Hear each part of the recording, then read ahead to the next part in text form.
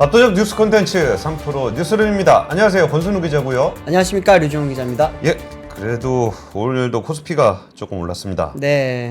기대에는 못 미치지만 1.83% 상승했습니다. 네. 이게 더 가야 되는데. 그쵸. 월요일에 한 8% 넘게 빠졌으니까 어제 한 3% 올랐고 오늘 또 한 1점 몇 프로 올랐으니까 또 계속 오르면은 8%또 회복하겠죠. 네, 그리고 아까 이따가 이제 세 번째 뉴스로 좀 소개를 해드리려고 하는데 네. 이게 좀 올랐으니까 하는 얘기예요. 네네. 주가가 좀 떨어지는데 요즘에 주주 환원이 많이 높아지잖아요. 그쵸. 많이 하고 있죠. 그러니까 네. 주주 환원은 하다가 안 하기 없거든요.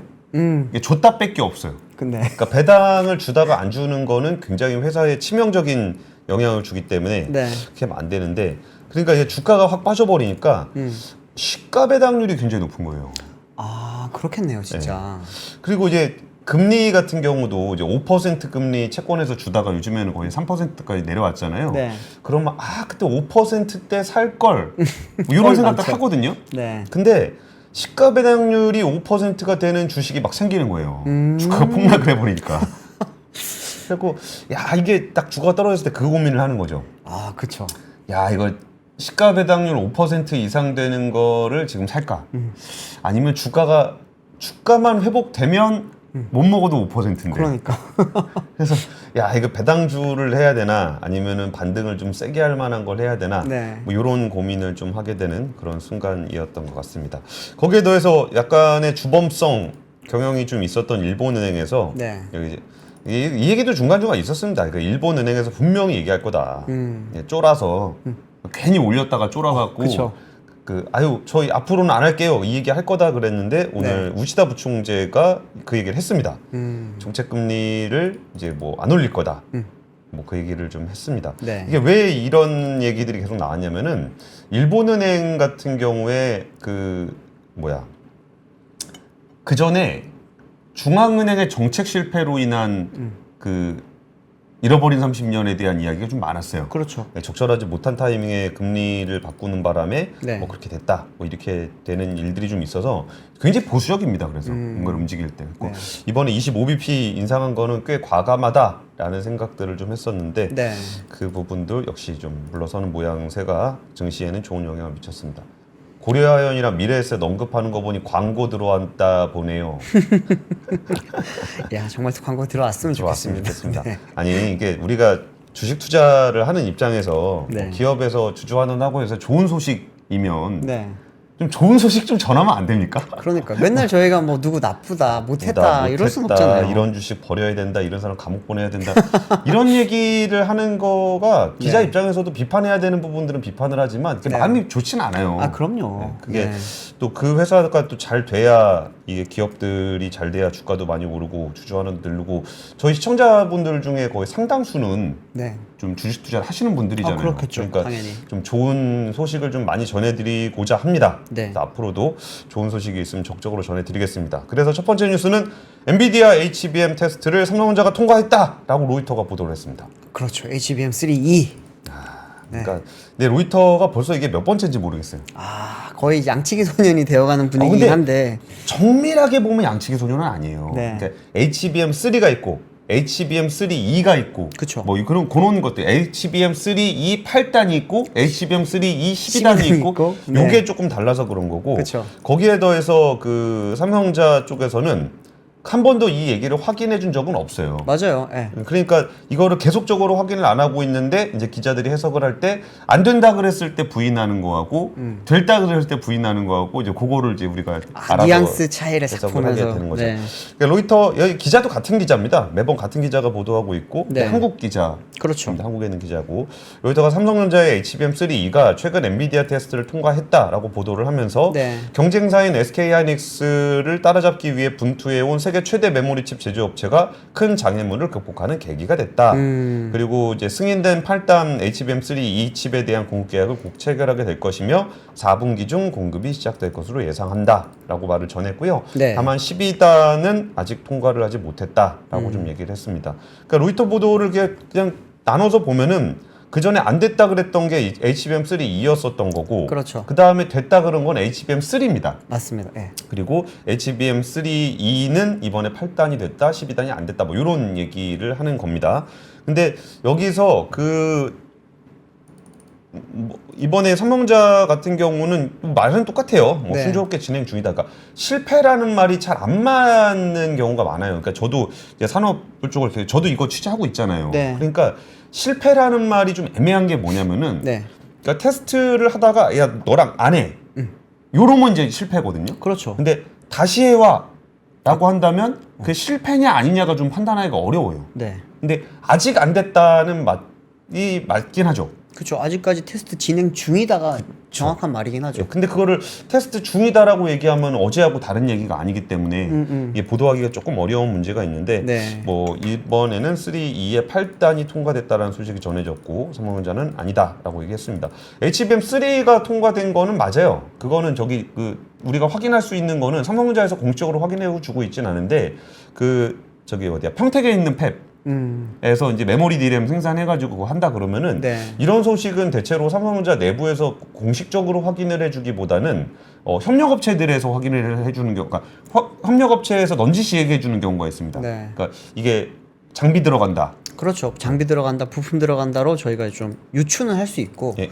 또 최근에 이제 컨콜 때도 사실 말을 할 때도 보면 이제 3분기부터는 이제 HBM에 대한 매출 비중이 10%까지 올라갈 거고 예. 4분기부터는 60%까지 올라갈 거라고 이야기했던 거는 이 10%에는 사실은 HBM3에 대한 그런 이제 4세대 모델이죠. 예. 3의 매출이 반영이 되어 있는 거고 이제 4분기는 3E가 통과될 경우에 거기까지 올라갈 수 있을 거다라고 하는 전망치를 말을 했던 건데 예. 아무래도 긍정적인 테스트가 긍정적으로 진행되고 있었기 때문에 그런 좀 60%라는 좀 약간 전향적인 목표를 이야기하지 않았을까 싶었는데 오늘 아침에 이제 로이터 속보가 나오고 이런 걸 보면서 3E가 확실히 좀 통과가 된 것 같은 분위기인 것 같긴 예. 합니다.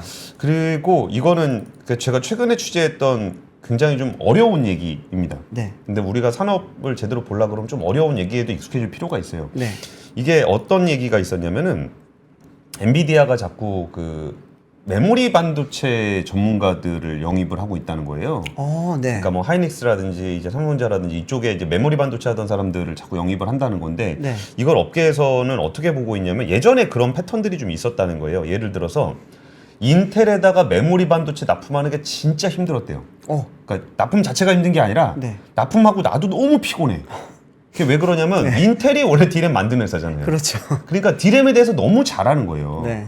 그러면 들어왔을 때 뭐 봐야 되는지도 진짜 까탈스럽게 보고 그쵸. 그리고 단가도 네. 막 어떻게 깎아야 되는지를 그냥 진짜 송곳처럼 쪽집게처럼 막 집어가지고 뭐 이것 때문에 깎자 이것 때문에 깎자 막 그러는 문제가 있는 건데 지금 업계에서 걱정하는 거는 뭐가 있냐면은 HBM 전문가들을 많이 영입을 해서 네. 이 뭐 테스트를 좀 더 까다롭게 하는 거 아니면 계약 조건을 좀 까탈스럽게 하는 거 이거는 점점 심해질 것 같고 그럼 이제 HBM에 그러니까 삼성전자가 또 들어가게 되면 하이닉스는 마진이 좀 낮아지겠죠. 그렇죠. 이런 부분 때문에 경쟁 때문에 그런 부분들 테스트 때문에 그런 부분이 있고 네. 가장 많이 걱정하고 있는 부분들이 뭐냐면 이거는 어느 산업에서나 비슷하게 나타나는 패턴인데 네.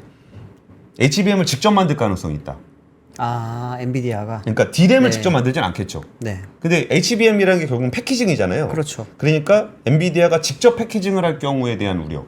이게 배터리도 좀 그렇잖아요. 네. 그러니까 자동차 회사들이 갖고 싶어 하죠. 배터리를 직접 하진 않겠지만 네. 배터리 전문가들 영입하고 배터리 만들어 가지고 테스트하고 계약 조건 까다롭게 하고 그렇죠. 그리고 나중에 BMW가 주로 좀 그걸 추진하려고 그러는 것 같은데 팩은 안 사고 셀만 셀 사와서 팩은 우리가 만들고 그걸 많이 하죠 사실. 그거를 좀 하려고 그럽니다. 네. 그러니까 현대차 같은 경우도 LG 엔솔이랑 같이 하는 HL 그린 파워가 있잖아요. 그렇죠. 현대모비스 모비스랑 LG 엔솔이랑 같이 합작사를 만든 거죠. 예. 그 충주 공장 바로 옆에 있잖아요. 모비스 충주 공장 바로 옆에 HL 그린 파워 공장이 있는데 맞습니다. 그러니까 이런 부분들도 산업을 보다 보면은 계속적으로 좀 쉬운 일 없다. 맞아요. 그러니까 이것만 통과되면 다 문제가 해결될 것 같은데 그러고 나면 또 이런 문제가 생기고 저런 문제가 생기고 이런 걸 또 이겨내면서 글로벌 1위로 거듭나는 거 아니겠나? 그렇겠죠. 그렇습니다. 네.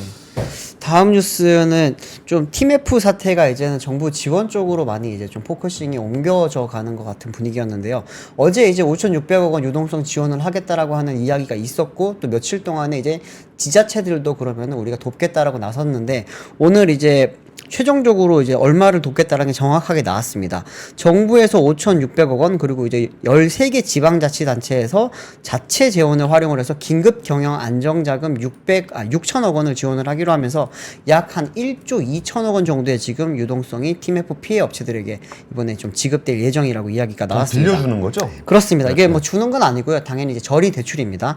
이제 최상목 부총리 겸 기획재정부 장관이 오늘 이제 경제관계 장관회의에서 TMF 사태 피해자들에게 더욱 두텁게 지원하고 추가적인 피해를 예방을 하겠다라고 하면서 이제 피해 기업에 대한 대출 만기를 최대 1년 연장하고 일반 상품에 대해서는 이번 주 안으로 환불이 완료될 수 있도록 하겠다라고 이야기를 했습니다. 예. 그럼 좀 구체적으로 어떻게 지원이 들어가냐 하면은 2천억 원 규모의 소상공인 시장진흥공단에서 그리고 이제 중소벤처진흥공단 긴급 경영 안전자금을 내일 모레입니다. 9일부터 접수를 하게 되고요.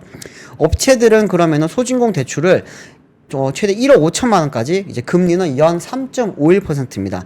중진공 대출은 최대 10억 원까지 금리는 연 4%까지 받을 수 있게 됩니다. 또 신용보증기금이나 이제 기업은행 금융지원 프로그램을 통해서는 최대 30억 원까지 받을 수 있게 되고요. 금리는 연 3.9%까지 3.9%에서 4.5% 수준으로 빌릴 수 있게 됩니다. 또 이제 이번에 좀 문제가 많이 됐던 이제 것 중에 하나가 이제 여행이라든지 숙박업체에 대한 지금 문제들이 좀 많이 불거졌었는데 예. 여기에 대해서도 이제 9일 집단 분쟁 조정 신청 접수를 마감을 하고 다음 주부터 이제 소비자 피혼 대책을 위한 조정 절차를 시작을 한다고 합니다. 지금 뭐 많이들 여행을 떠나시고 휴가를 떠나시고 있어서 좀 더 이렇게 피부에 와닿을 텐데 여기에 대해서는 다음 주부터 좀 본격적인 조정이 들어갈 거라고 합니다. 또 정부에서는 그러면 이제 앞으로 이런 일이 다시 발생하지 않기 위한 재발 방지를 지금 해야 되는데 여기에 있어서는 두 가지 지금 방안을 지금 내놓을 예정입니다. 첫 번째는 이커머스 정상 구조를 조금 개선을 해보겠다고 했는데 표 하나 좀 띄워주십시오. 예. 보시면 지금 현재는 소비자가 결제를 하게 되면은 이게 카드사에 넘어갔다가 이게 피지사로 넘어가게 되죠. 그리고 이제 피지사에서는 이제 2차 피지사라고 하는 곳으로 넘어가서 이게 판매자한테 판매 대금이 들어가는 구조입니다.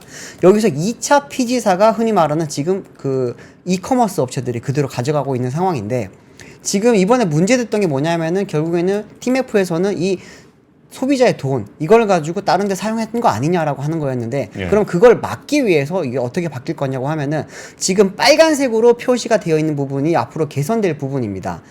이제 소비자가 결제하고 카드사가 피지사까지 넘어가는 건 기존이랑 동일합니다. 근데 여기서 이제 바로 오픈마켓으로 넘어가는 게 아니라 이거를 강제적으로 예치를 하는 걸 이제 강제 의무화 시키게 됩니다. 이렇게 되면은 판매 대금 자체가 이제 하나의 그 제3의 기관 또는 제3의 계좌에 예치가 되면서 이걸 함부로 쓸 수 없게 되고요. 여기서 다시 오픈마켓에 넘어갔다가 다시 한 번 더 이것도 또 다른 계좌에 또 예치를 했다가 이게 판매자한테 넘어가는 이런 이제 구조로 바뀌게 됩니다. 이렇게 되면 결국에는 이제 지금까지는 제2차 피지사들이 이 돈을 쓸 수가 있었기 때문에 이번 문제 같은 게 발생을 했던 건데 그거를 조금 막을 수 있게 된다라고 하는 거고요. 또 하나는 이제 지금 다들 많이 놀랐었는데 그 정산 기간이 그 윈메프 같은 경우에는 뭐 60일이 넘게 된다 이런 이야기가 나왔잖아요. 예. 이거 같은 경우에도 이제 현재 이마트 같은 대기업 유통사들이 이제 한 기준이 40일이라고 합니다. 이거 직매입일 경우에 한 60일이긴 한데 대부분이 한 40일 이내에 정산을 해주는 그런 구조인데 이커머스들은 이제 이 40일보다도 조금 더 빨리 정산할 수 있는 구조로 지금 바뀔 수 있게 된다고 합니다. 또 이제 피지사 등록 요건도 조금 강화를 한다고 하는데 기존에는 지금 발행 잔액 30억 원 미만이면은 이제 선불업 등록 면제 선불업 등록 면제 기준이 이제 발행 잔액 30억 미만이면 가능했었는데 여기서 이제 발행 잔액 30억 원에서 연간 총 발행액 5천억 원 미만으로 이렇게 강화가 되게 됩니다. 또 이렇게 되면 이제 피지사 등록 자체가 조금 까다로워지기 때문에 조금 더 안정성을 가질 수 있게 되고요. 또 하나는 이렇게 된다고 합니다. 또 이제 이게 은근히 굉장히 쏠쏠한 네. 그 수익원이 규제되는 거예요. 그렇죠. 이게 사실은 뭐 여러 번 말씀드렸지만 60일 동안에 그리고 이제 이거를 예치를 할 수 있었다는 거는 예를 들어서 대금이 한 1,000억이 들어왔어요. 1,000억이 들어왔는데 이걸 60일 동안에 뭐 CMA 계좌라든지 뭐 단기 상품으로 돌려서 5%짜리면은 쏠쏠하죠. 50억이잖아요. 네, 50억을 땡길 수 있는 건데 이제 그런 걸 지금 이제 사람들이 눈 먼 돈을 조금 가릴 수 있는, 눈 먼 돈에 어떻게 보면은 좀 손이 나갈 수 있는데 그거를 방지할 수 있는 방안을 이번에 마련하겠다라고 하는 겁니다. 그게 옛날에 네. 그 진짜 옛날 얘기인데 그 일수 아저씨들이 네. 일수 아줌마들한테 이거 받으면은 이걸 받아가지고 이게 넘겨야 되잖아요. 그렇죠. 그러니까 이 예금을 그러니까 일단 돈 갚은 거니까 이거를 바로 이제 갚아줘야 되는데 네. 그거를 한 일주일씩 미루는 거예요. 아, 네. 그러면 이제 월요일 아줌마한테 받아야 되는 거를 예를 들어서 뭐 수요일 날 넘겨. 네. 그러면은 화요일 날 받고 수요일 날 받고 했을 때 월요일 거를 수요일 날 하고 화요일 날 걸 목요일 날 하고 수요일 걸 금요일로 하면은 하루치 한 이틀 3일치를 계속 돌렸을 수 있거든요. 그렇죠. 그러면 그걸 가지고 주식 투자를 하는 거예요. 아, 그러면 그렇네요. 이틀 뒤에 돈이 나오니까. 아, 그렇죠. 근데 네. 이틀 뒤에는 그 다음 아줌마 걸로 넣으면 되니까. 네. 그러다가 먹으면 넣으면 돼. 물릴 때가 문제예요. 그러면 이제 사고가 나는 거죠. 그러면 사고가 나는 거거든요. 네. 근데 그런 식으로 이제 자금을 이게 잠깐 결제를 하는 과정에서 이게 잠깐 자기가 쓸 수 있다라는 게 굉장히 큰 그 사람들한테 쏠쏠한 일거리인데 그건 원래 뺐으면 안 되는 거잖아요. 당연히 안 되죠. 근데 네. 그거를 이번에 위메프에서는 정말 대규모로 했던 거고 네. 이런 정도 사이즈의 기업들은 당연히 좀 이런 부분들에 대해서 다소 불편함이 있더라도 네. 규제를 했어야 되는 거를 오히려 좀 그동안 미흡하게 했던 게 아닌가 싶습니다. 지금 이번에 지금 정부에서 유동성으로 지원해준다는 이제 결국에는 저리 대출이지만 이제 유동성 지원해주는 게 1조 2천억 정도가 된 이유가 현재 지금 정부에서 파악하고 있는 TMF 사태 관련 정산 지원금이 2,783억 원입니다. 근데 이거는 아시겠지만 5월 달까지 미정산이에요. 그러다 보니까 6월, 7월까지 다 합치게 될 경우에는 최대 1조 원까지 달할 수 있기 때문에 여기에 대해서 조금 이제 대비하는 차원에서 이번에 좀 정부에서 많이 마련을 하기로 했고요. 또 전체 피해 금액의 약 80%가 1,000만 원 이하 소액 피해가 지금 다수이기 때문에 이 부분을 선제적으로 조금 도와줄 수 있는 방안을 추진을 한다고 합니다. 또 이를 위해서 최소 60억 원 규모로 이제 추정되는 일반 상품 피해 관련해서는 신용카드사와 피지사를 통해서 이번 주 중으로 선환불이 이뤄질 수 있도록 조치를 또 취한다고 합니다. 알겠습니다. 이 와중에 살짝 눈치 보면서 조용히 있는 데가 있죠. 어디? 쿠팡. 아, 쿠팡. 야, 쿠팡. 그러니까 위메프하고 티몬이 이렇게 되다 보니까 아 역시 큰데 믿을만한 데 가서 해야 되겠다라고 얘기하는 바로 오늘입니다. 네. 오늘이 쿠팡 와우 멤버십 가격을 4,990원에서 7,890원으로 올리는 날입니다. 아, 3,000원 올라갔네요. 아. 3,000원이면 비율로 따지면 엄청 높은 그렇죠. 건데. 거의 한 80% 오른 것 같은데요. 예, 그러면은 이제 사실 그 팀F로 뭐 이렇게 팀F는 따로 회비를 받진 않으니까 아, 나 이제 쿠팡 안 쓰고 뭐 네이버나 뭐 티몬이나 위메프 써야 되겠다라고 생각을 하다 저 사단이 나는 걸 보면 네. 아, 그래도 쿠팡인가? 라는 생각이 드는 오늘이 바로 쿠팡 와우 멤버십이 7,890원으로 오르는 날입니다. 이게 쿠팡이 유료 멤버십을 시작한 건 2018년 10월이었어요. 네. 근데 그때는 월 2,900원만 내면 횟수 제한 없이 무료 배송. 맞아요. 한 번 네. 배송하는데 3,000원이니까 한 번만 배송받으면은 뭐 남는 거다. 뽕 뽑는다고 했었죠, 예, 그때. 그리고서 한 2년 정도 지나면서 유료 이용자를 한 600만 명 이상 모았고 네. 그랬더니 2,900원에서 4,990원으로 거의 2배 가까이 올렸죠. 그쵸.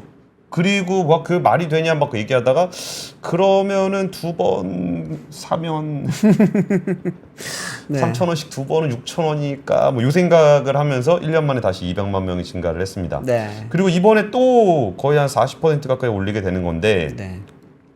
근데 또 여기에 그 우리 쿠팡이츠의 무료 배송 무료 배달이 네. 되고 우리 쿠팡 플레이도 좀 생각을 해봐야 되고 근데 이 와중에 또 배달의 민족이 오는 20일부터 배달비 무료 서비스인 배민클럽을 합니다. 배민클럽은 3,900원 유료 서비스거든요. 네. 그러면은 7,890원을 내고 차라리 배달의 민족을 끊고 쿠팡이츠를 쓰면 뭐 요런 계산을 자꾸 하게 만든다는 거죠. 그 맞아요. 이게 어떻게 보면 OTT도 볼 수 있고 네. 그리고 이제 배달도 할 수 있고 공짜로 그 택배도 받을 수 있고 약간 이런 개념이 되다 보니까 네. 아 이거 참 미끼긴 한데 물기가 참 안 물기 힘든 미끼 같기도 하고 그렇다고 그러네요. 쿠팡을 안 쓰자니 네. 티몬 위메프라는 거지.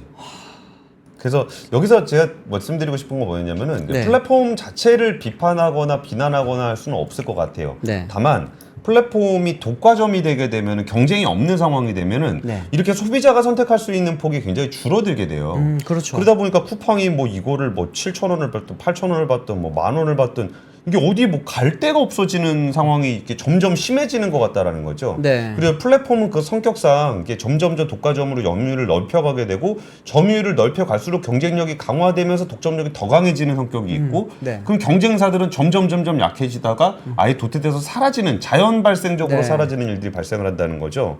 그러다 보니까 지금 뭐 그 옥션, 집마켓 저런데 이번에 저 신세계 쪽으로 다 갔잖아요. 그쵸. 그러면은 신세계 쪽에서 좀 잘 해줘야죠. 거기서 뭐 쓰기랑 뭐 이런 거 좀 다 합치고 네. 뭐 CJ랑 또 뭐 한다면서요. 그쵸. 뭐 그럼 물류, CJ 네. 원카드 뭐 이런 거 해가지고 뭐 CGV 영화도 좀 싸게 보게 해주고 뭐 TV, OTT도 좀 보게 해주고 이렇게 좀 이렇게 풍성하게 경쟁을 해서 우리 소비자들이 쿠팡이 올리는 부분에 대해서 그냥 뭐 욕만 할 게 아니고 네. 좀 옮겨갈 수 있게끔 그런 환경이 좀 조성됐으면 좋겠다는 거고 이 와중에 공정거래위원회가 쿠팡에다 1,628억 원의 과징금을 부과한 것으로 알려지고 있습니다. 왜 알려지고 있다라고 얘기하냐면은 네. 이게 그 의결서를 발송을 했는데 네. 의결서 발송을 하게 되면은 여기에 이렇게 직접적으로 기자들한테 확인을 시켜주진 않습니다.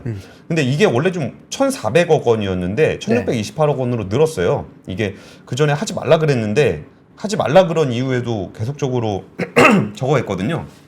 상품 검색 상위에다가 자기 상품 고정하고 예. 그리고 이제 직원들 시켜서 댓글 달고 뭐 이런 건데 뭐 이런 불법 행위들이 좀 이어졌다고 해서 228억 원의 과징금이 추가로 부과가 되면서 국내 유통업계 사상 최대 규모인 1,628억 원의 과징금이 부과가 됐습니다. 이제 뭐 낼지 안 낼지는 조금 더 지켜봐야 됩니다. 그리고 그러다 보니까 이번에 쿠팡이 영업 손실이 났습니다. 우리가 뭐 쿠팡 영업 손실 났다 그러는 게 되게 익숙하게 들리실 수 있을지 모르는데 네. 지금 거의 2년 그러니까 8개 분기 만에 처음 적자가 난 겁니다.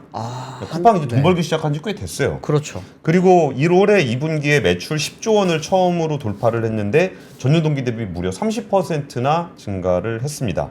그리고 영업이익은 적자가 났는데 영업이익 적자가 났던 이유는 그 아까 설명드렸던 과징금 1,628억 원을 미리 반영을 했고요. 네. 그리고 이제 페피치라고 그 명품 플랫폼 하나 인수한 거 있는데 네네. 여기에 손실을 반영을 하면서 적자를 기록하게 됐습니다. 지금 여기 댓글창에서도 이야기가 나왔는데 그 신세계 유니버스 클럽이라는 게 있어요. 있잖아요. 근데 이게 보니까 혜택이 별로 안 좋은가 봐요. 안 좋은 이야기들이 많네요, 보니까. 혜택은 괜찮아요. 아, 그래요? 혜택도 네. 괜찮고 거기 뭐 초기에 하는 요금도 되게 싸요. 뭐 그 몇천 원. 리베이트도 많이 주고 네. 많이 주긴 주는데 이게 그 아직 그 플랫폼 자체가 좀 마음에 안 들어. 그러니까 G마켓, 옥션, 쓱 뭐 이런 거에서 저는 이마트 많이 배송 시켜가지고 한번 네. 유니버스 가입해볼까 해서 좀 봤거든요. 네네. 근데 제가 많이 쓰는 건 별로 혜택이 없더라고요.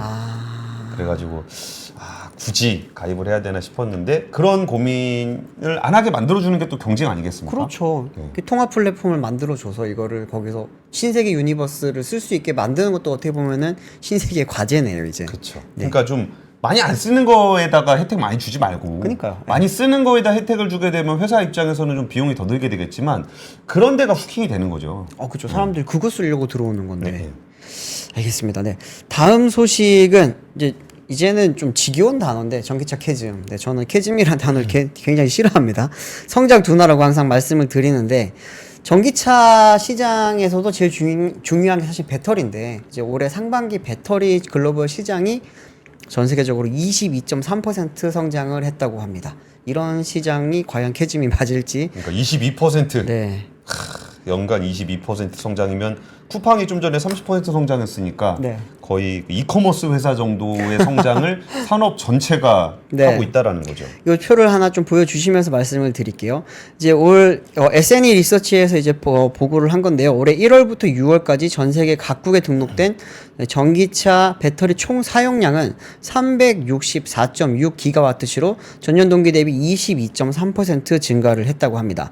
보시면은 지금 노란색으로 표시되어 있는 것들이 이제 국내 배터리 업체들인데 3위 보시면 LG 에너지 솔루션입니다. LG 에너지 솔루션이 이제 올 상반기 때 46.9GWh를 쓰면서 이제 작년보다 한 5.7% 정도 성장을 했고요. 점유율은 보시면은 한 14.9에서 12.9로 조금 빠졌습니다. 그리고 이제 4위가 SK온입니다. SK온 요즘 안 좋다 하는데도 글로벌 4위의 배터리 업체입니다. 이게 상대적으로 안 좋은 거지 정말 안 좋은 게 아니라고 생각을 하시면 될 거고요. 올해 이제 상반기 때 17.3GWh를 사용을 했고 성장률은 5.4%입니다. 점유율은 이제 5.5에서 4.8로 조금 줄었고요. 그리고 이제 삼성 SDI가 요즘 좀 분위기 좋잖아요. 보시면은 이제 올 상반기 때 사용량이 16.4GWh로 전년 동기 대비 17.4% 성장했습니다. 가장 많이 성장을 했죠. 그리고 이제 근데 점유율 같은 경우에는 4.7에서 4.5로 조금 빠졌습니다. 옆에 파나소닉이 좀 눈에 들어오네요.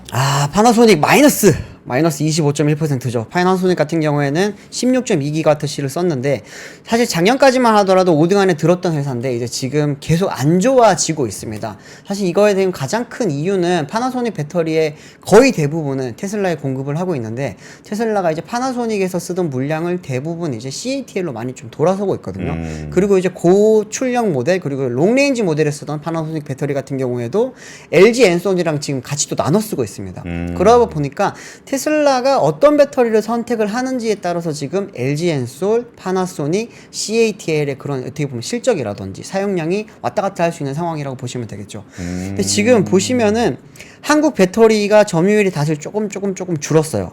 작년 같은 경우에는 25%가 넘었었는데 올 상반기 때는 이제 22.1%를 기록을 하면서 한 3%포인트 정도 줄었다고 보시면 됩니다. 그럼 그건 다 어디로 갔느냐? 중국이 가져갔습니다. CATL과 BYD를 보시면은 점유율이 각각 37.8, 15.8을 기록을 하면서 약 한 53.6%의 점유율을 가져갔다고 보시면 되겠습니다. 지금 저는 보면서 약간 좀 의아했던 게 BYD가 성장률이 22%였는데 점유율은 동일했거든요. 근데 CATL이 이제 성장률이 굉장히 높았더라고요. CATL 같은 경우는 좀 많이 높았고 또 하나는 제가 좀 이번에 보면서 약간 놀랐던 것 중에 하나가 이게 중국 포함이에요. 중국이랑 전 세계 다 포함인데 CALB라고 하는 회사가 있습니다. CALB 같은 경우에는 올 상반기 사용량이 전년 동기 대비 34.6%가 증가를 하면서 SDI보다도 순위가 높아졌습니다. 이 회사 같은 경우에는 사실은 약 반국영 기업이라고 보면 그쵸, 되는데 네. 또 CATL이랑 지금 또 소송도 벌이고 있는 회사잖아요. 여기는 이제 LFP보다는 NCM을 좀 주로 하고 있고 근데 이제 우리가 알고 있는 중국의 대부분 회사에 다 지금 공급을 하고 있습니다. 뭐 광저우 자동차, 장안 자동차, 지리차, 상하이차, GM물링 그리고 이제 샤오펑 링파오 같은 이런 회사들까지 다 집어넣다 보니까 좀 많이 올라왔는데 이게 CLB는 이제 대신에 중국 업체 말고 다른 이제 글로벌 완성차 업체에는 아직까지 공급이 거의 없거든요. 이걸 보면 중국 전기차가 좀 많이 늘었기 때문에 그러면서 CLB가 같이 좀 커졌다고 보시면 될 거고요. 오늘 페러시스가 없네요. 페러시스도 이전에 10위 안에 들었었던 것 같은데. 네, 페러시스 이번에 그 벤츠 EQE 화재 주요 원인이 될 걸로 지금 꼽히고 있는 그 배터리긴 한데 그 배터리 같은 경우에는 중국 내에서만 거의 이제 또 판매가 많이 되다 중국 외에서만 거의 판매가 되고 있습니다. 그렇기 때문에 지금 오늘 보여드린 건 중국 시장을 포함을 한 거고요. 중국 외로 보면은 한 8등, 9등 정도 합니다. 그게 왜 그러냐면은 페러시스의 물량의 대부분이 벤츠죠. 벤츠에 공급을 하고 있기 때문에 그런 거고요. 예, 그렇기 때문에 벤츠뿐만 아니라 뭐 다임러 트럭 같은 데 들어가고 있고 막 그러다 보니까 이제 벤츠를 제외를 하면 거의 못 들어가는데 사실 이 중국을 포함한 실적에는 중국 실적이 굉장히 많이 큰 부분을 차지하고 있기 때문에 밑에 보시면은 8등 고션, 9등 EVE, 10등 선호다 같은 경우에도 다 중국 제품입니다. 이들이 지금 있는 것도 사실은 이게 중국 포함한 거기 때문에 그런 거라고 보시면 되는데 중국 배터리 업체가 많이 줄었더라고요. 작년까지만 숫자가 하더라도 줄었더라고요? 네, 업체 숫자가. 업체 숫자가? 네, 작년까지 제가 파악할 때 한 8, 90개 됐거든요. 근데 지금 현재 한 50여 개로 많이 통폐합이 된 상황이고 이것도 이제 올 연말이면 한 40여 개로 지금 통폐합을 할 예정이라고 합니다. 그리고 제가 10위로 올라섰습니다.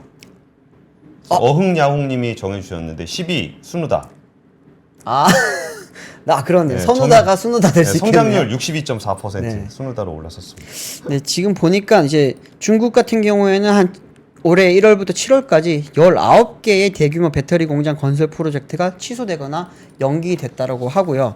또 이제 최근에 보면은 중국이 그 정부에서 어떻게 보면은 이제 배터리 업체들을 너무 막 확장하는 걸 좀 막기 위해서 우리도 고품질 배터리를 많이 만들자라고 그때 기준을 세웠잖아요. 예. 그렇게 되면서 이제 조금 급이 떨어지는 업체들은 통폐합이 이루어지고 있고 새로운 신규 배터리 업체들이 진출이 거의 막혀 있는 상황입니다.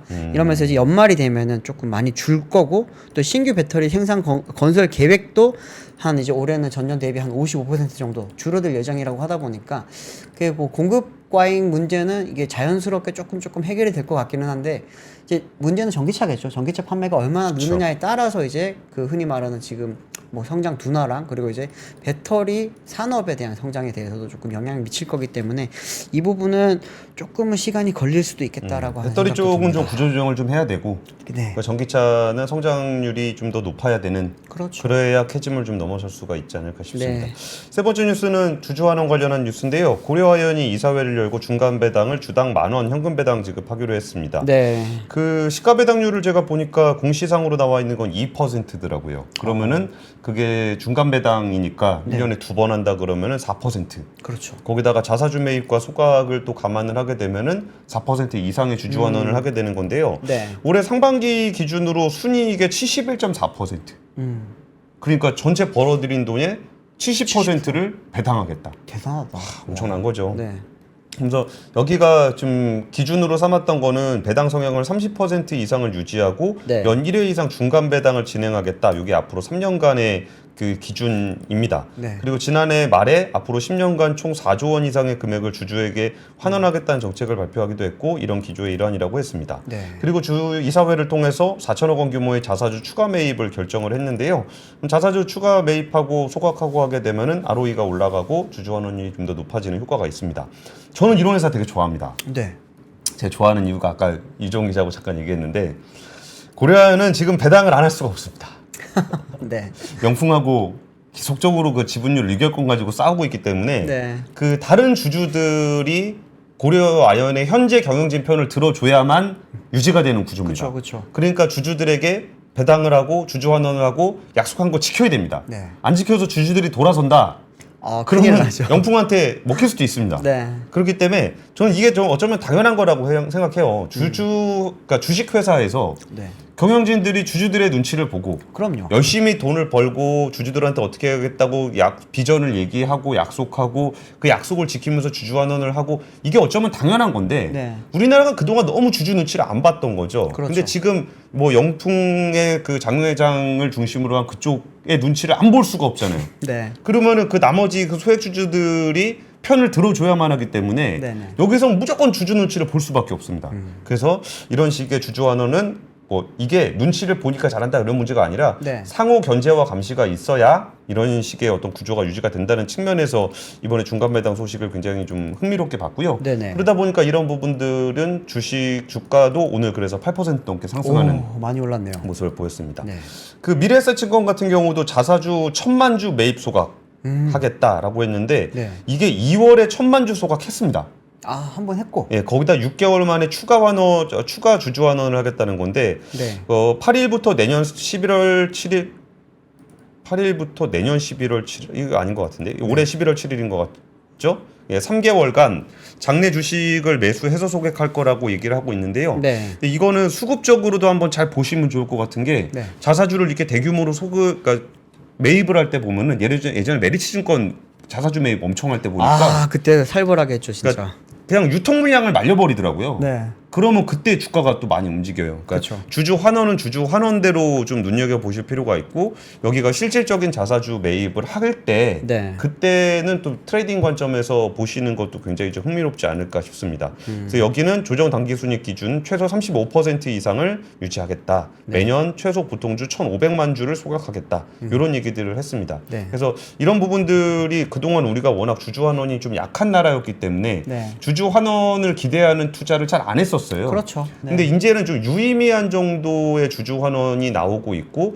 여기에 더해서 아까 말씀드렸던 것처럼 이렇게 뭔가 폭락하면 되게 마음이 안 좋으면서도 네. 꼭 그 시가 배당률을 한 번씩 확인하게 되는 이것만 잘하면은 저걸로 그 옛날 고아 주식이라 그러잖아요. 네. 고아들한테 이 주식 주면은 평생 기업이 연금처럼 배당 주는 그런 주식들이 우리나라에도 좀 많아졌으면 좋겠습니다. 그래서 그런 주주들 그런 투자를 하는 참여자들도 많아져야 네. 좀 주식 시장에 어떤 자금이 더 많이 들어올 수 있지 않을까 싶습니다. 그쵸. 투자들이 다양해야 됩니다. 단타 치는 사람, 장타 치는 사람, 뭐 어떻게 보면 가치 투자도 있고 그런 뭐죠? 그렇죠. 그 트레이딩 방금- 하는 분들도 네. 스캘핑 하는 사람들도 있고 뭐. 예. 이렇게 또 이렇게 이런 주주 환원을 위해서 어떻게 보면 배당금을 노린다는 말은 좀 그렇지만 배당금을 받기 위해서 하는 사람들이 예. 좀 많아지면 좋죠.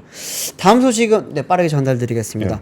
현대자동차 그룹이 올 상반기 때 이제 글로벌 판매량으로는 탑 3를 기록을 했는데 탑3가 영업이익률은 1등이더라고요.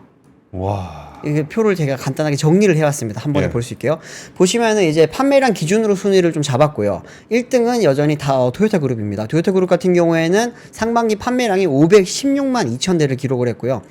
폭스바겐 그룹이 이제 434만 8천 대를 기록을 하면서 2등을 했습니다. 현대차 그룹은 361만 6천 대로 이제 3위를 유지를 했고요. 이제 4등이 르노, 닛산, 미쓰비시, 5등이 스텔란티스, 6등이 제네럴 모터스입니다. GM 같은 경우는 작년에는 이제 5등이었는데 이번에 6등으로 좀 밀려나게 됐고요. 보시면 제가 이제 그 주황색으로 표시를 해놓은 게 각 부문별로 1등입니다. 매출은 폭스바겐이 가장 많았어요. 와, 아직 저력이 있네요. 네, 235조 9천억 원입니다. 브랜드가 10개가 넘다 보니까 여기는 뭐 대단하죠, 사실.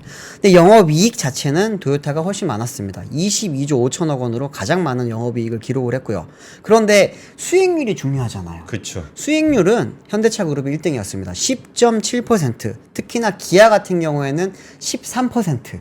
와, 근데 지금 폭스바겐이랑 현대차랑 판매 네. 대수 보면은 거의 한 80만 80만 대 대? 정도 차이가 나는데 영업이익은 비슷해요. 비슷해요. 맞아요. 그리고 이제 저 보면 이제 우리 얼마나 지금 현대차 그룹이 쉽게 말하면 옛날로 치면은 제값받기 또 지금으로 치면은 이제 얼마나 그 믹스 개선이 잘 됐느냐.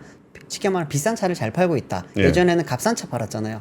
그런데 지금 그걸 좀 잘하고 있다는 걸 볼 수 있고 반대로 폭스바겐 그룹은 지금 굉장히 차가 안 팔려서 좀 많이 힘들어 했구나라는 걸 알 수 있습니다. 매출이 235조인데 영업이익이 저만큼 많이 안 나왔다라는 거는 싸게 팔고 있다라는 반증이잖아요. 막 할인 팍팍 넣어주면서 막 팔고 있다는 거죠. 네. 르노, 닛산, 미쓰비시는 보시면 아시겠지만 영업이익률이 4.2%밖에 안 됩니다. 판매량이 329만 대로 여전히 좀 많아요. 세 개 회사가 합쳐져 있다 보니까. 그런데 여기 같은 경우에는 확실히 지금 닛산이라든지 미쓰비시 같은 회사는 어려운데 르노도 요즘 좀 많이 어렵거든요. 이런 게 보면은 실적으로 확 드러나는 게 아닌가 싶습니다. 현대차그룹 이번에 활 때문에 좀 인기가 많았죠. 양궁협회. 그렇죠. 네, 오가남. 네, 대단합니다. 그러니까 지금 빗도리님이 모비스는 왜 저러냐 얘기하시는데 그냥 이 모비스가 좀 확실히 좀 요새 약해요. 아, 주가. 네. 모비스 사업은 지금 괜찮거든요. 실적을 보면. 근데 주가는 조금 그대로 잘 움직이지 않는 것 같더라고요. 근데 얼마 전에 저희가 현대 글로비스 사장님 모셔가지고 한번 인터뷰 했었잖아요. 네네. 그러면서 글로비스 비전 설명해 주시는데 저런 비전은 꽤 괜찮다 한번 투자해보고 싶다는 생각이 많이 들었거든요. 네. 근데 모비스가 상대적으로 그런 얘기를 잘 안 해요. 그렇죠. 요즘에 모비스가 자기네들이 어떤 취지를 가지고 어떻게 하고 있는지에 대한 언급이 네. 과거에 비해서 확실히 좀 줄어든 것 같아요. 맞습니다. 예전에 뭐 소통도 안 하고. 테크 기업으로 뭐 거듭나겠다 이런 얘기 모비스에서 많이 했었잖아요. 그렇죠. 근데 요즘에 조금 그런 약했던 측면들도 좀 영향을 미치지 않나 그런 생각도 좀 들긴 하네요. 네. 됐습니다. 오늘 뉴스룸 여기까지 하겠습니다. 감사합니다. 감사합니다. 박근영, 이선영, 사경인, 염승환 투자 마스터들의 세심한 케어로 건강한 투자 습관을 만드세요. 3프로 멤버십 3프로 앱에서 확인하세요.